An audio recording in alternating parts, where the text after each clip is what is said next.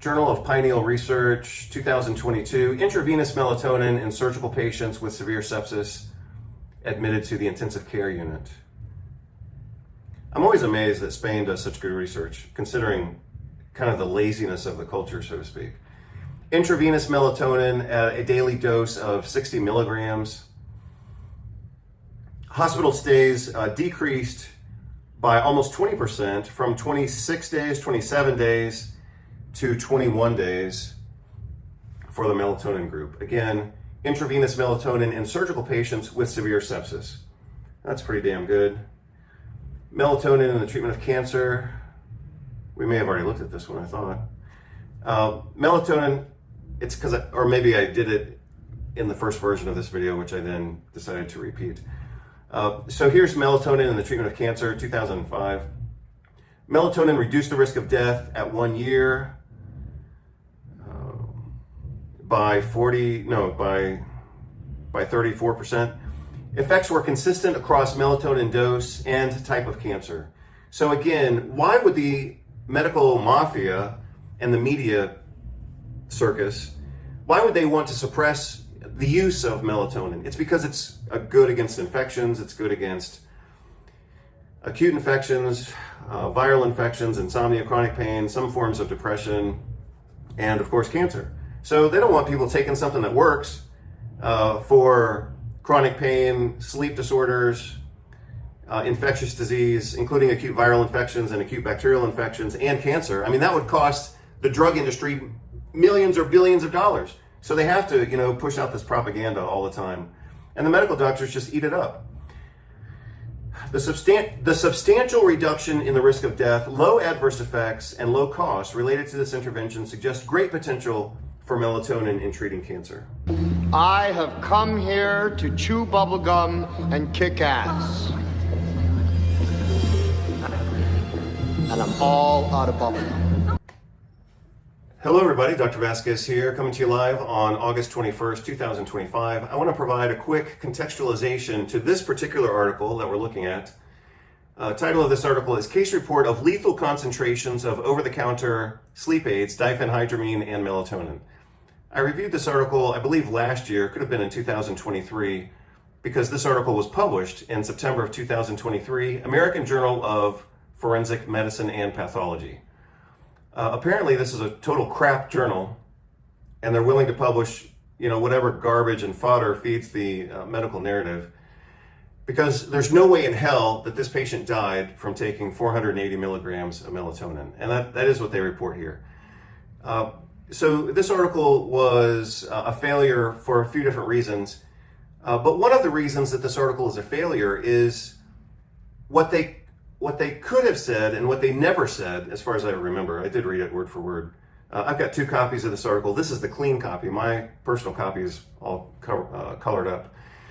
What they should have said, and I don't think that they actually said this, they should have said something about the potential synergism for respiratory depression from the combination of melatonin and diphenhydramine.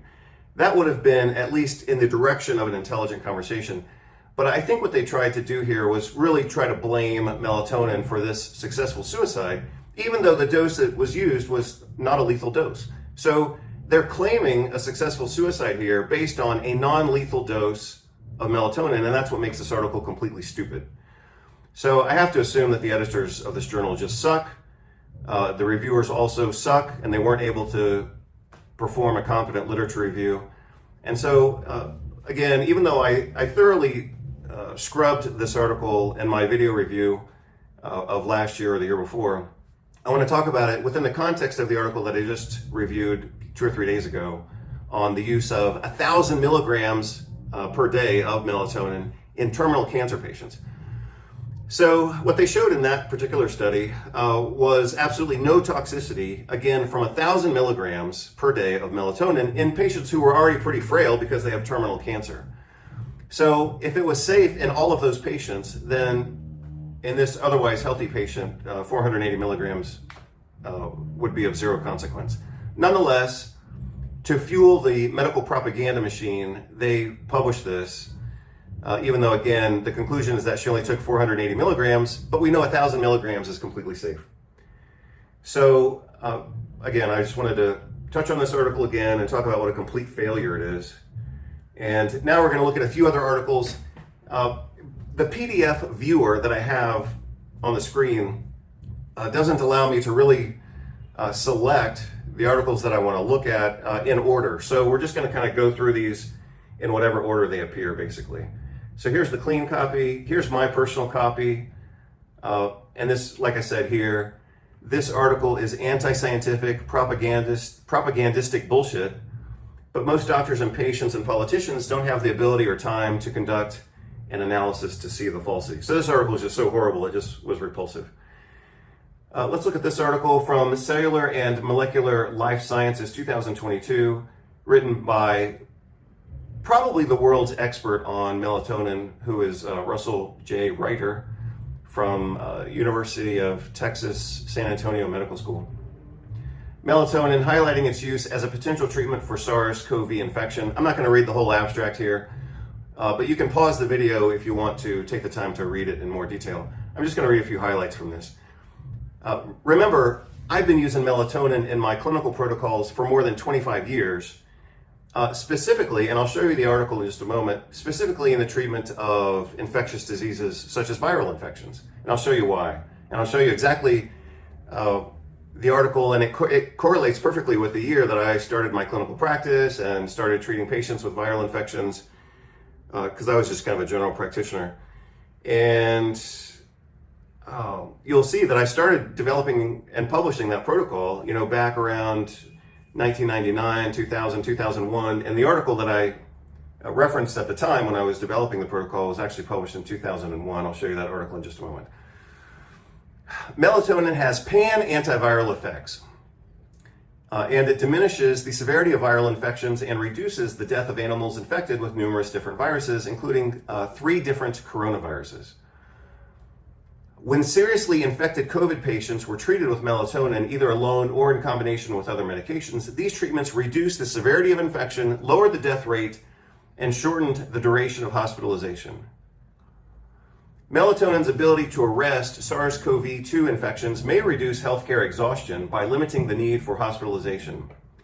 Importantly, melatonin has a high safety profile over a wide range of doses and lacks significant toxicity.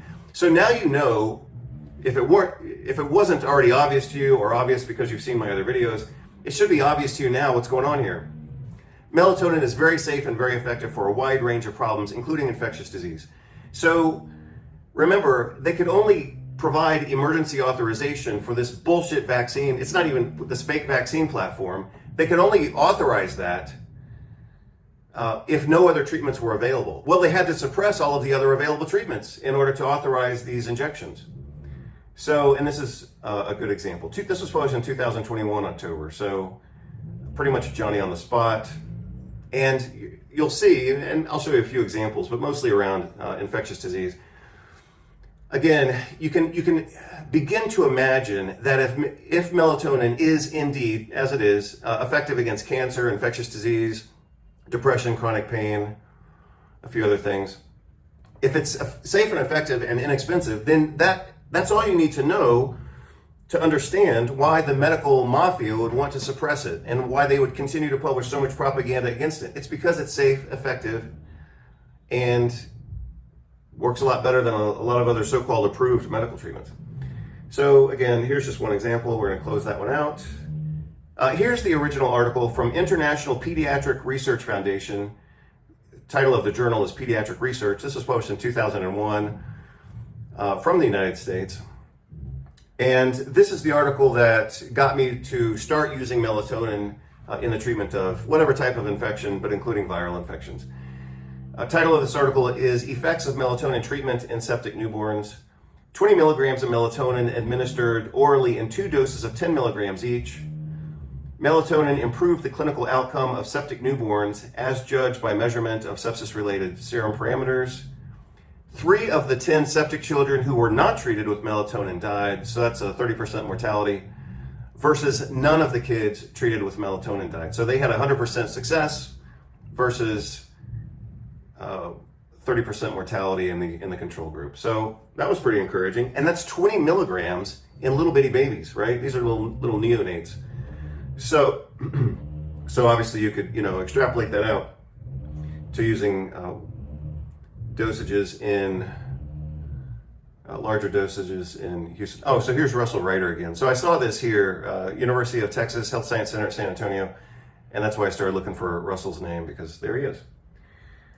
So that was 2001. Here's October of 2020, a Journal of Pediatrics out of somewhere in the Middle East. Sorry, I don't know where, but Al-Zahar,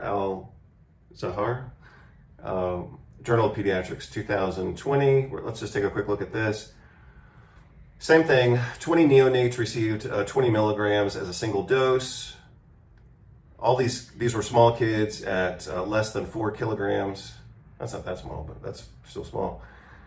And present studies show that melatonin improves serum parameters and improves the clinical course in septic newborns. Administration of melatonin as an adjuvant therapy in the treatment of neonatal sepsis is associated. It's not associated if it's a randomized placebo-controlled trials. So, if they're doing like a retrospective or population-based study, that's an association. This is a clinical trial, so they should not have said associated.